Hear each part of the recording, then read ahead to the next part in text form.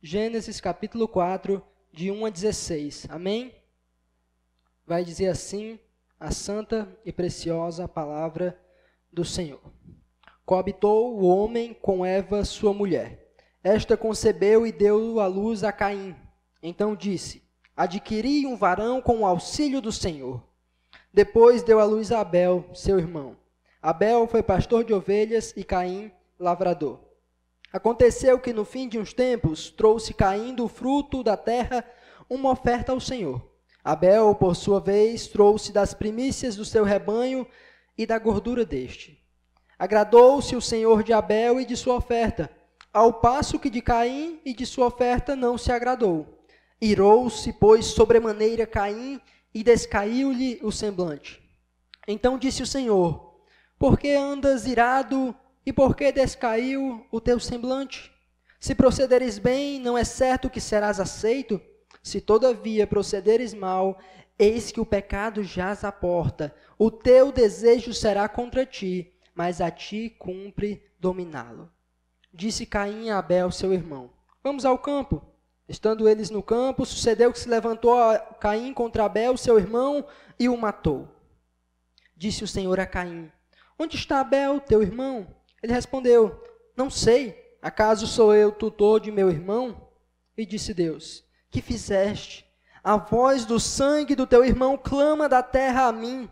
És agora, pois, maldito por sobre a terra, cuja boca se abriu para receber de tuas mãos o sangue de teu irmão. Quando lavrares o solo, não te dará ele a sua força. Serás fugitivo e errante pela terra. Então disse Caim ao Senhor: é tamanho o meu castigo que já não posso suportá-lo. Eis que hoje me lanças da face da terra, e da tua presença hei de esconder-me. Serei fugitivo e errante pela terra. Quem comigo se encontrar, me matará. O Senhor, porém, lhe disse: assim, qualquer que matar a Caim será vingado 7 vezes. E pôs o Senhor um sinal em Caim, para que o não ferisse de morte quem quer que o encontrasse. Retirou-se Caim da presença do Senhor e habitou na terra de Nod, ao oriente do Éden. Amém. Vamos orar mais uma vez, falar com o nosso Deus. Senhor Deus bendito, amado, querido, Deus, é com grande alegria, é com grande deleite que nós estamos mais uma vez na Tua presença, com os ouvidos inclinados à Tua santa e preciosa palavra, ó Deus. Cremos que nenhum outro texto, nenhum outro escrito merece tanto nossa atenção como ela, Deus. Então, nessa noite, o nosso clamor em nome de Jesus é que o Senhor traga compreensão da Tua palavra, que o Senhor ilumine o Teu povo, ó Deus, que o Senhor venha guiá-los em toda a verdade para que eles estejam atentos e possam ouvir a Tua santa Escritura, Deus. Que o Senhor possa me usar como boca de Deus para falar à Tua igreja, que todos possam ser tremendamente impactados por essas verdades e que, acima de tudo, o Teu nome seja glorificado. Que possamos acolher com mansidão essa verdade, ó Deus, e que em nome de Jesus, Satanás não venha retirar as sementes que forem plantadas. Nós oramos, pedimos que tudo aconteça bem, que todo o equipamento, que todo o sistema funcione para a honra e glória do Teu nome, e que nada aconteça e que os planos do inimigo sejam frustrados. Em nome de Jesus. Amém. Estejam em oração, meus irmãos. Quando eu venho aqui, os microfones começam a dar problema, acontecem umas coisas, o inimigo fica meio louco. Mas, em nome de Jesus, hoje vai dar tudo certo. Amém? Vamos lá.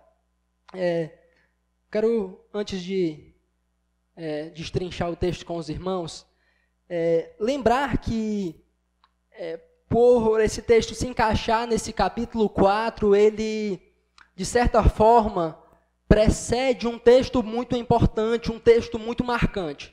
Nós, quando costumamos dividir a história da humanidade no que chamamos de cosmovisão cristã, nós falamos de 4 estágios: criação, queda, redenção e consumação. E esse capítulo 4, ele vem após um desses eventos mais marcantes da história da humanidade, que é a queda do homem. Gênesis 3 narra como se desenrola no Éden o momento em que Deus cria o ser humano e que a serpente aparece, acontece todo aquele drama em que eles escolhem desobedecer a Deus, escolhem pecar contra Deus, e Deus os pune, Deus os confronta, e como a gente vê no finalzinho do capítulo 3, no versículo 23, Deus expulsa o homem e a mulher do jardim do Éden. Então, esse capítulo 3 termina de uma maneira muito tensa, de uma maneira bem enigmática. O homem que foi criado por Deus, o homem que foi feito por Deus, ele pecou, ele ofendeu a Deus e ele foi expulso do Éden. Então, parece que os planos que estavam ocorrendo deram errado, alguma coisa saiu do lugar, as coisas não estão acontecendo bem. Então, nessa narrativa, cria-se essa tensão. O homem foi expulso do Éden. O que vem agora? O que vai acontecer com esse homem que foi expulso do Éden? Como vai se desenrolar essa história? Eu sei que todos os irmãos já conhecem a história, mas a pergunta, a tensão que fica é essa: o que vem agora após a queda do homem? O que vai acontecer nesse momento? E eu fiquei bastante, prestei bastante atenção que os versículos iniciais desse capítulo 4, que vêm para responder essa tensão, dizem coisas interessantes. Olha só, acompanhe, capítulo 4, versículos 1 e 2. Coabitou o homem com Eva, sua mulher. Esta concebeu e deu à luz a Caim. Então disse: adquiri um varão com o auxílio do Senhor. Depois deu à luz a Abel. Abel foi pastor de ovelhas e Caim lavrador. Duas atividades estão aí. Primeiro, a procriação, algo que Deus ordena, e o trabalho, outra coisa que Deus ordena. Então, eu olhando para esse texto, eu achei interessante. Eu esperava que é normal se esperar que após essa tensão nós viéssemos ver as consequências do pecado de imediato. Não, o pecado chegou à terra, o homem pecou contra Deus e foi expulso, então de imediato vai aparecer ele fazendo alguma coisa, mas não é isso que acontece. Acontecem duas coisas que já estavam previstas antes da queda. Se você ler Gênesis capítulo 1, versículos de 26 a 31, Deus ordena essas duas coisas. Ele diz que eles sejam fecundos, que eles se multipliquem. E aí no início acontece isso normalmente. Deus também diz que o homem sujeite a terra, que o homem vá dominar sobre os animais. E aqui nós temos o exemplo desses dois filhos de Adão e Eva, que um era pastor de ovelhas, o outro era lavrador. Então as coisas estão acontecendo normalmente, as coisas estão indo como se não tivesse havido a queda ainda, como se estivesse caminhando perfeitamente. Mas a gente sabe que dentro dessas duas atividades que eu já mencionei, Deus lançou uma maldição. Quando eles pecam, no capítulo 3, duas das áreas que são afetadas pelo pecado é a mulher na concepção, no parto, e o homem no seu trabalho. Deus diz que eles, no capítulo 3, 16 ao 19, que a mulher, quando fosse ter filhos, ia sentir uma terrível dor, ia sofrer muito, e as irmãs aqui que têm filhos sabem como é isso. E ele também fala que o homem, a partir de agora, para colher o fruto da terra, para trabalhar, iria sofrer muito, iria suar muito. E alguns irmãos aqui também, como o Guilherme, que trabalha muito na confecção, sabe como é duro obter o seu sustento. Então, Moisés poderia ter, no início desse capítulo 4, falado sobre isso. Perceba, no capítulo 3, Deus diz que na concepção e no trabalho, a partir de agora vai ser amaldiçoado por causa da queda. E ele começa o capítulo 4 falando sobre isso, mas ele não inclui essa maldição do pecado.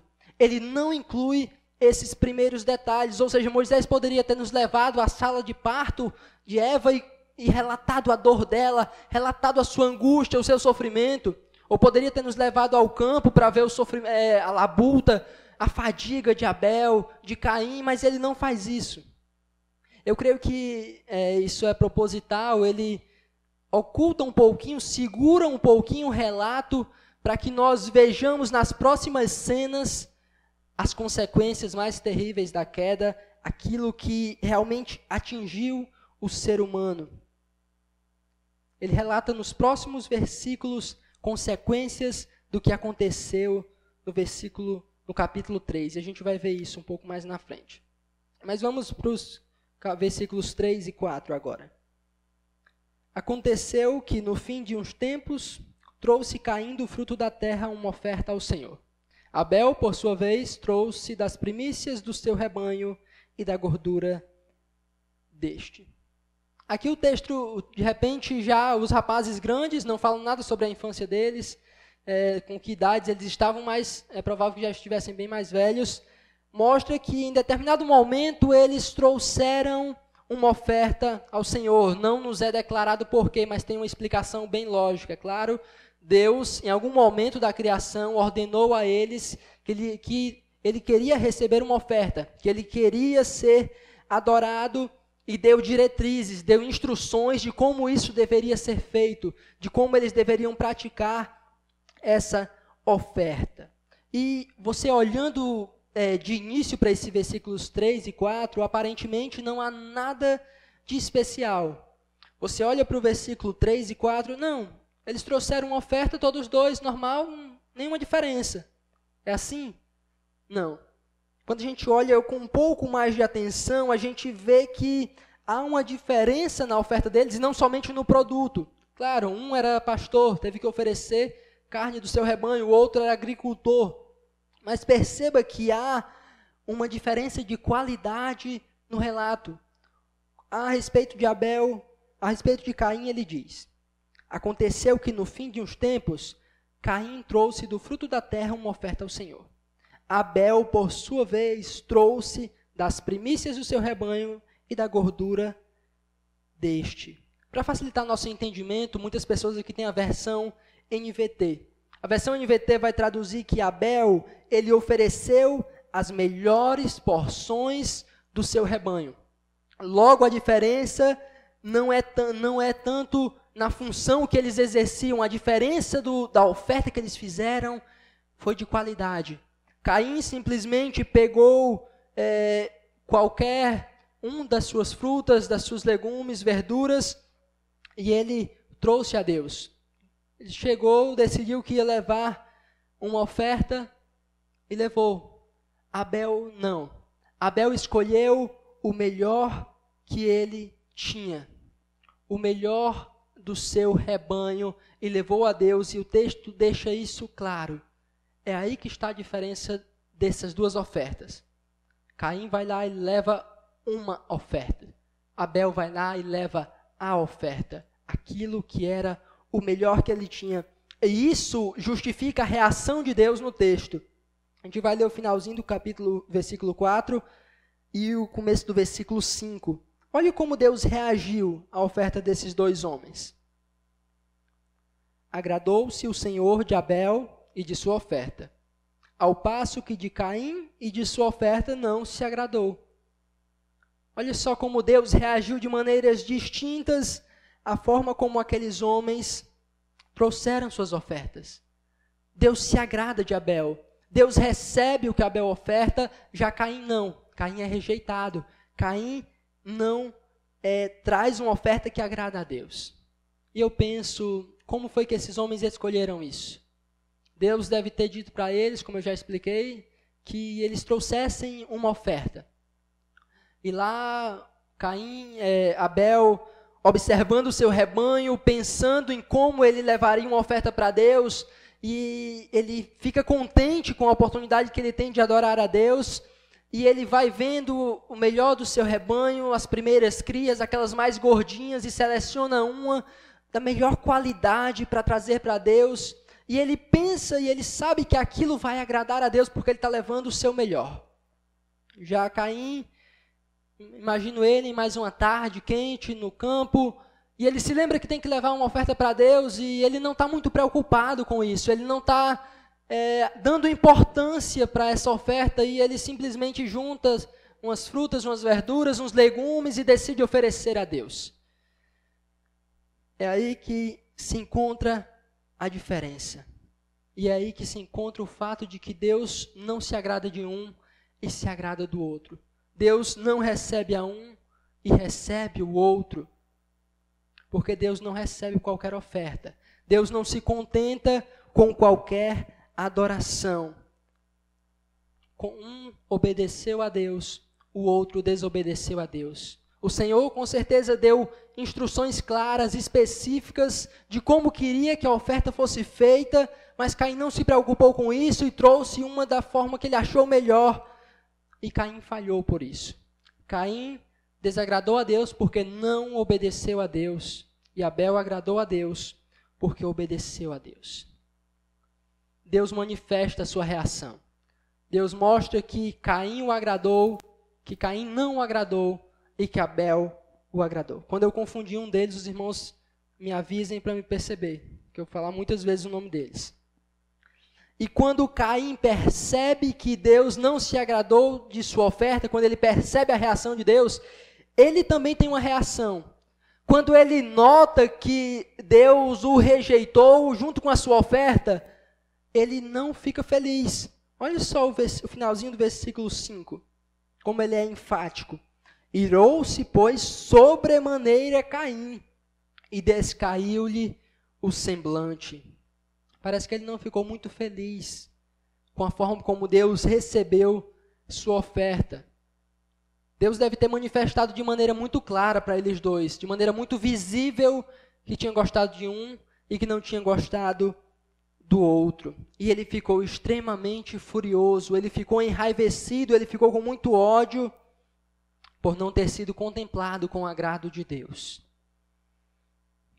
E uma das coisas, meus irmãos, que eu percebi em Caim, eu vou explicar isso no decorrer da mensagem, é que ele entra num ciclo pecaminoso. Primeiro ele desobedece a Deus, primeiro ele não dá importância para os mandamentos de Deus, e como Deus não se agrada com ele, agora ele fica furioso, agora ele fica com ódio. E isso é um ciclo que vai sempre se mantendo e vai piorando, e a gente vai ver que na vida de Caim vai piorar mais ainda. Enquanto Caim não se arrepender, esse ciclo de pecado na sua vida vai só aumentando e aumentando. E agora Caim está irado. Caim está furioso por não ter sido aceito. E Deus mais uma vez vai entrar em cena para adverti-lo e para confrontá-lo por causa do seu pecado. Perceba versículos 6 e 7. Então lhe disse o Senhor: por que andas irado e por que descaiu o teu semblante? Se procederes bem, não é certo que serás aceito? Se todavia procederes mal, eis que o pecado jaz à porta. O seu desejo será contra ti, mas a ti cumpre dominá-lo.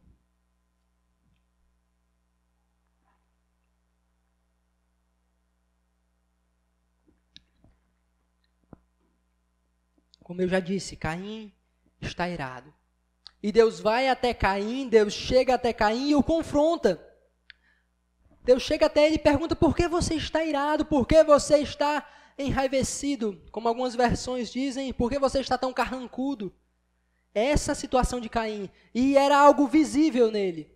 Era algo que o semblante dele demonstrava que ele estava irado, que ele estava com raiva. Mas a questão é que o principal culpado disso era Caim. Não foi Deus que decidiu simplesmente escolher um deles e pronto. Que gostou mais da oferta, mas foi o fato de que Caim não obedeceu às ordens de Deus. Não seguiu o que Deus tinha instruído. Eu acho que isso muitas vezes acontece conosco. Nós, de alguma forma, pecamos, de alguma forma escolhemos seguir caminhos que são contra a vontade de Deus, e quando nós caímos em buracos nesses caminhos, nós ficamos revoltados e achamos que temos a razão.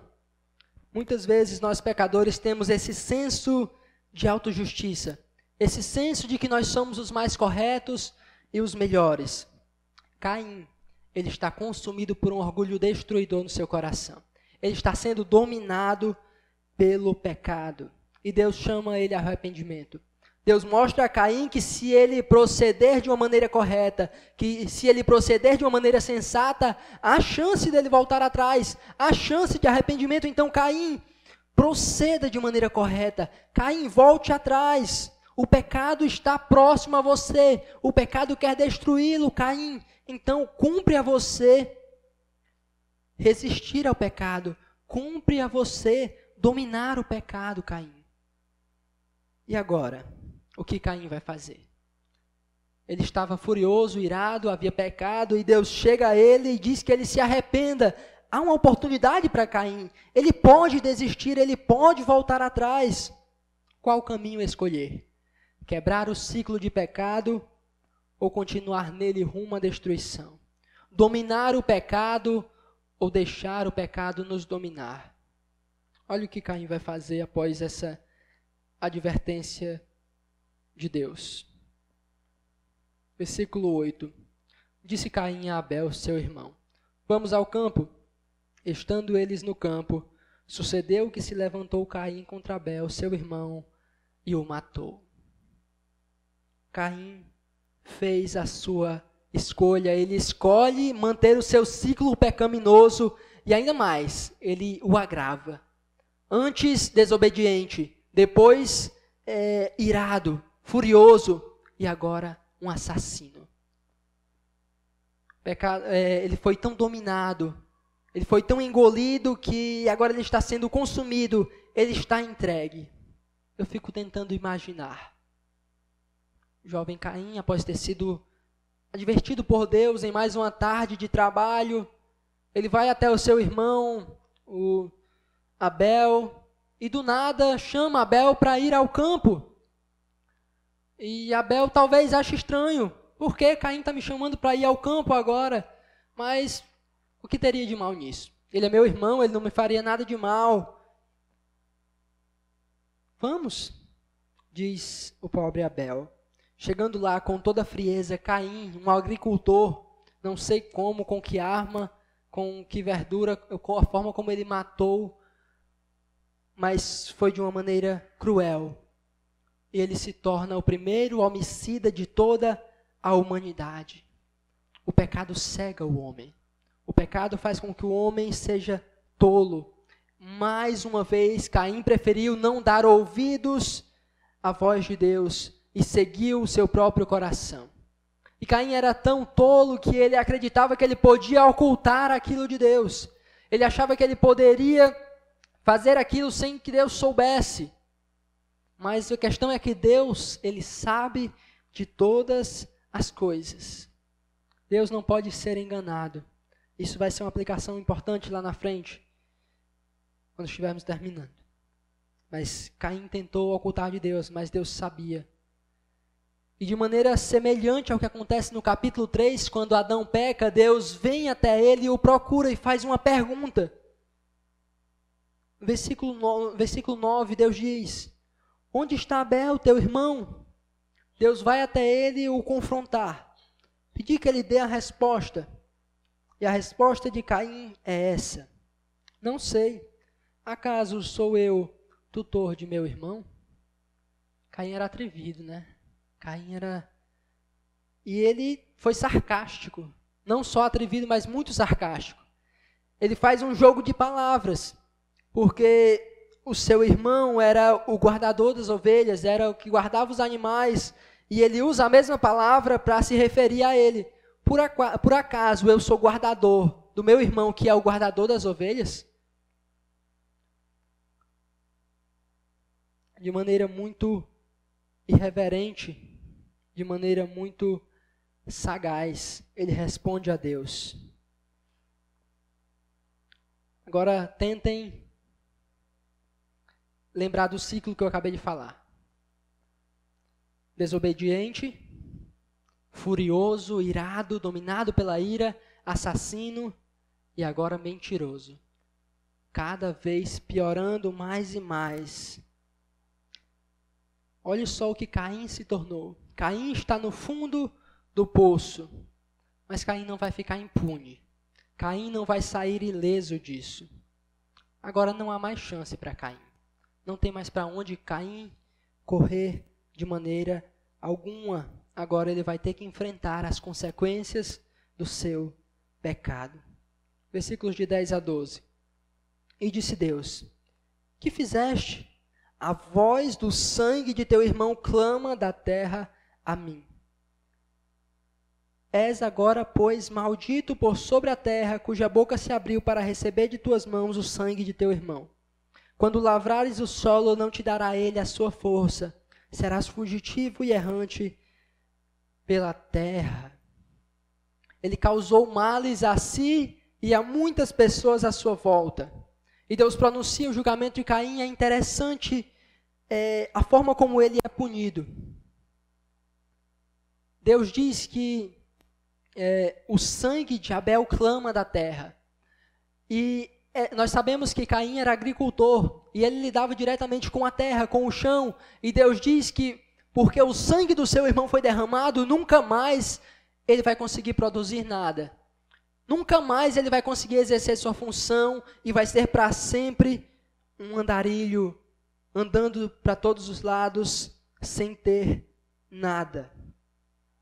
Você derramou o sangue do seu irmão.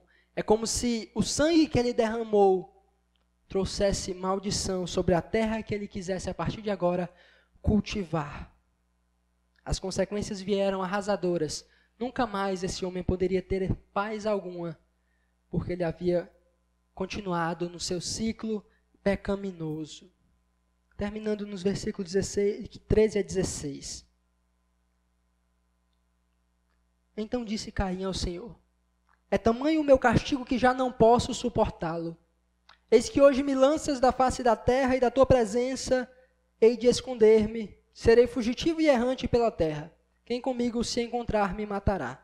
O Senhor, porém, lhe disse: assim qualquer que matar a Caim será vingado 7 vezes.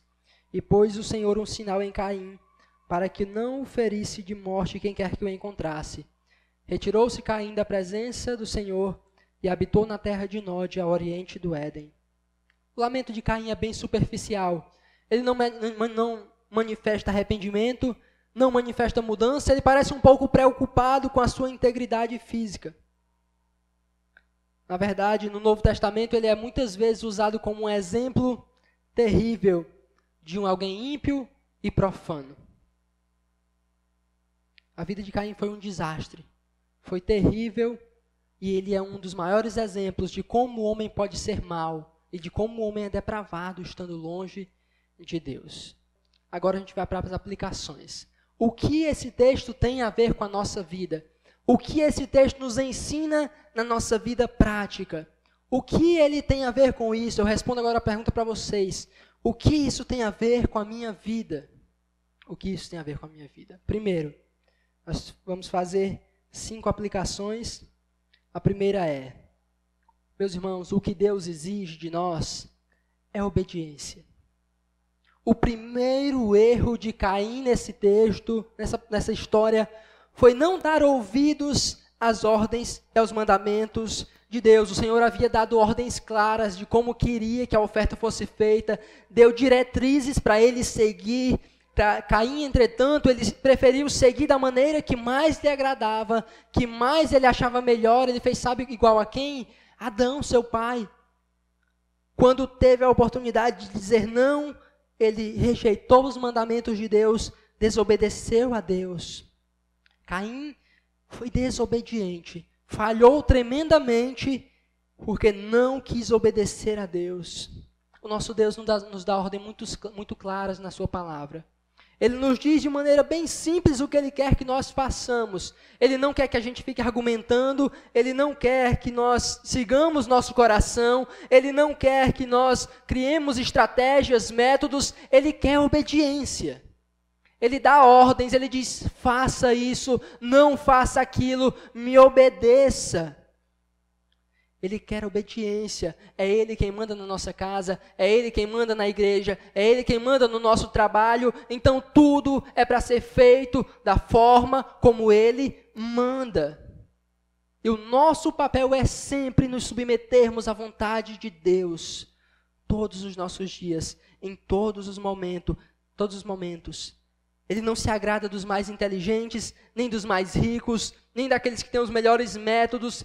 Para Deus, o que importa é se você o obedece, é se você entende a palavra dele e faz como ele manda. É isso que importa para Deus. Ele dá ordens, faça ou não faça, obedeça. Acabou. É isso, a primeira coisa que foi aí onde começou tudo. Quando Caim desobedeceu a Deus, ele viu o início da sua ruína começar. Segunda aplicação, é nosso dever resistir ao pecado. Como Deus disse para Caim, se procederes bem, não é certo que serás aceito? Se todavia procederes mal, eis que o pecado jaz à porta. O seu desejo será contra ti, mas a ti cumpre dominá-lo. Eu acredito que não é segredo para nenhum de nós que nós somos maus por natureza, depravados desde o início da nossa existência. Uma das mais belas imagens, figuras que nós temos na Escritura para relacionar a salvação é a redenção. Quando nós falamos de redenção é algo muito incrível. É o fato de que nós éramos escravos do pecado, estávamos presos e Deus nos libertou. Deus paga o preço. O escrito de dívida que constava em nosso nome foi removido, acabou, estamos livres da culpa do pecado. Não mais amamos o pecado, agora o odiamos e lutamos todos os nossos dias contra ele. Nós temos a certeza de que isso é possível porque nós estamos unidos a Cristo. Nós somos seu corpo, o seu Espírito Santo habita em nós e por meio da graça de Deus, a cada dia podemos mais e mais nos tornar semelhantes a ele. Quando nós dizemos, meus irmãos, que a carne é fraca, isso não é uma desculpa para pecarmos. Isso é uma advertência para vivermos em santidade. Então não use o argumento de que a carne é fraca para você viver de qualquer forma. Se dependesse apenas de nós, estaríamos perdidos. Mas nós fomos comprados e nós devemos usar o nosso corpo para a glória de Deus. Meu papel, o seu papel é todos os dias lutar de maneira desesperada contra o pecado, contra o nosso coração mau e viver de maneira obediente até nas piores e mais difíceis tentações. Pela graça de Deus, pelo Espírito Santo, nós podemos vencer a batalha contra o pecado. Nunca usemos o argumento de que é mais forte do que eu. Não, meus irmãos. Deus é maior do que o nosso pecado. E nós podemos, pela graça do Senhor, lutar. Ele podia lutar. Ele poderia ter dominado aquele pecado que o tempo todo tentava o seu coração. Mas ele não quis. A questão vai ser sempre essa. Entenda. Nunca vai ser porque eu não posso. Sempre vai ser uma questão de vontade. Ou você quer, ou você não quer. Caim não quis, infelizmente. Terceira aplicação, essa foi uma aplicação que mexeu de maneira profunda comigo. A nossa adoração, a forma como nós adoramos, revela quem nós somos de fato. Entenda, eu percebi isso quando eu olhei mais atentamente para os versículos 4 e 5, e eu quero que os irmãos olhem de novo comigo para esse texto. Finalzinho do 4 e o começo do 5, que é a reação de Deus à oferta. Diz assim: agradou-se o Senhor de Abel e de sua oferta, ao passo que de Caim e de sua oferta não se agradou.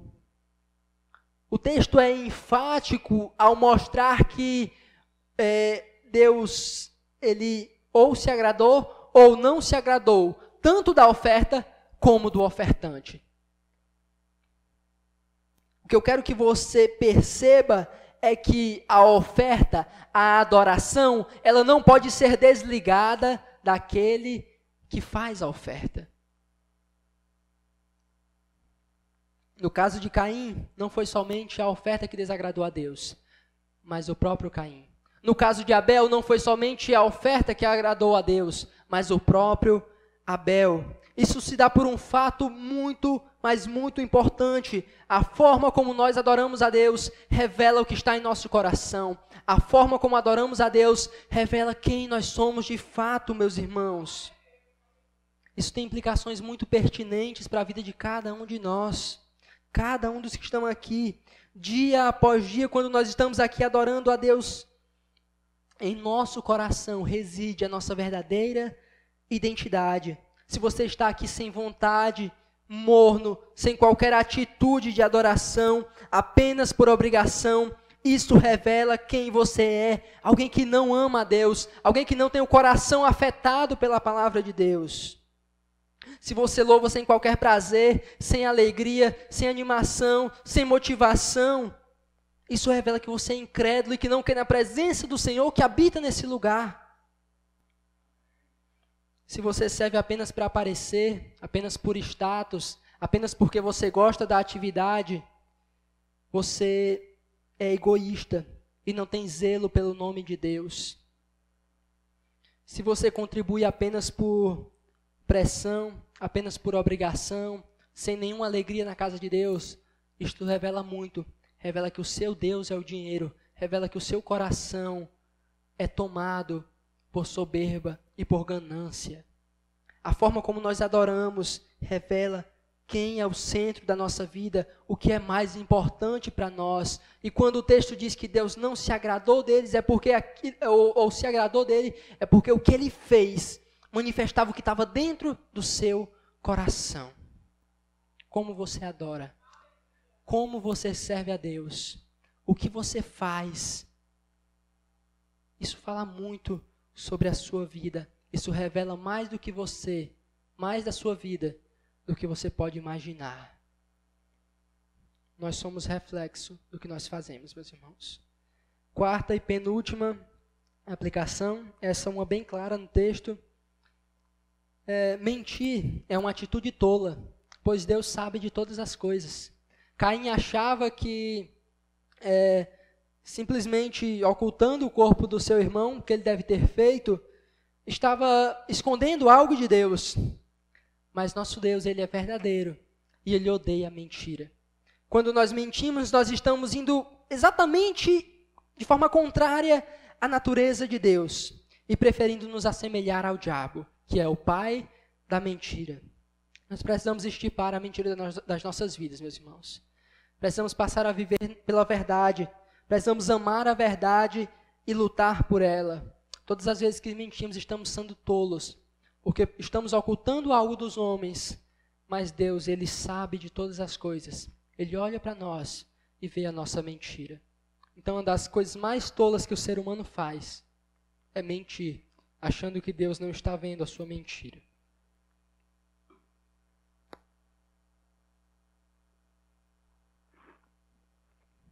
A quinta e última aplicação, também muito marcante para a minha vida, é que Deus nos adverte para não sermos destruídos pelo pecado.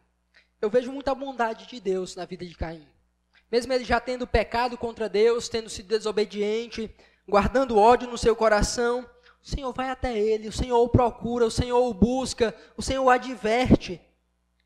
Nós muitas vezes nos metemos nos nossos engodos, não é verdade?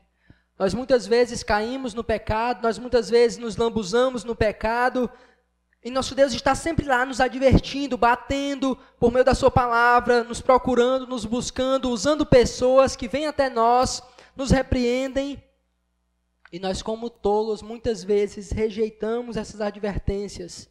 Qual o resultado? Quebramos a cara. Caim desprezou as advertências do Senhor, e a vida dele foi uma ruína. Sofreu várias consequências por isso.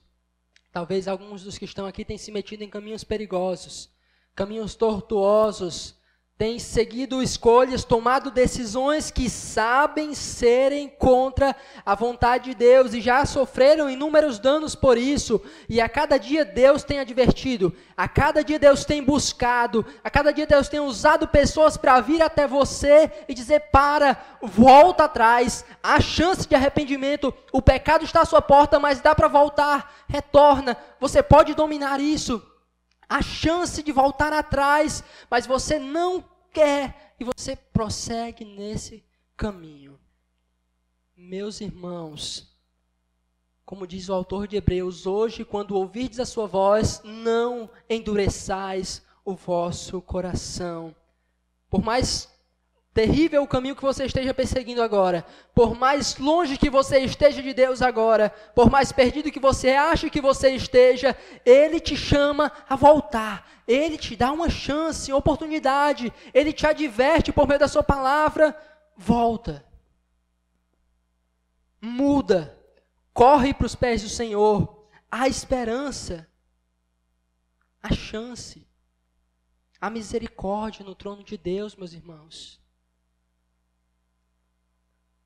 Porque talvez um dia possa ser tarde. Para Caim foi tarde. Não dava mais. O castigo chegou.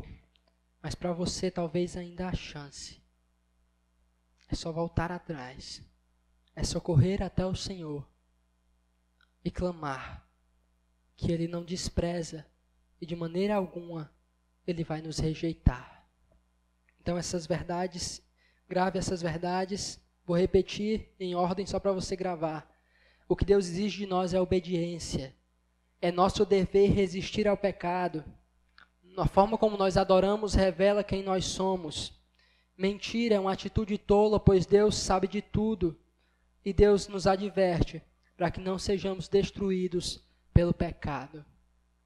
Você vê isso claramente na palavra de Deus. O Senhor traz isso para a sua vida. E que você possa escolher um caminho diferente do de Caim. Pois ele foi à ruína pelo seu pecado.